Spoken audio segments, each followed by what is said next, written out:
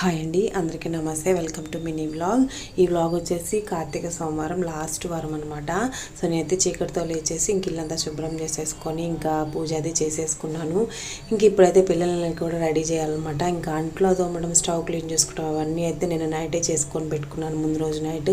And పిల్లల కోసం heater అయితే పెట్టేశాను. ఇంకా వాళ్ళైతే నిద్రపోతున్నారు అనమాట. ఇంక వాళ్ళని లేపి స్కూల్కి అది రెడీ చేయాలి. అండ్ బయట అయితే ఇంకా తెల్లారిపోయింది అనమాట నేను పూజ అదంతా చేసేసరికి. ఇంక ఇక్కడైతే మార్నింగ్ అయితే ఇట్లా చీకటితో లేసాను కదా, అప్పుడు వాకిలి ముందు ముగ్గు అది పెట్టాను అనమాట. ఇంకా చీకటితో పూలు కోస్తుంటే ఒక్క పువ్వు కనిపించలేదు, కానీ ఇప్పుడు మాత్రం చెట్టు నిండా పూలు ఉన్నాయి అనమాట. ఇంక అయితే చట్నీ చేయడానికి అయితే నేను ఇంకా పల్లీలు పచ్చిమిర్చి ఫ్రై చేస్తున్నాను. ఇంక పిల్లల్ని లేపి స్నానం అది చేపించేసాను.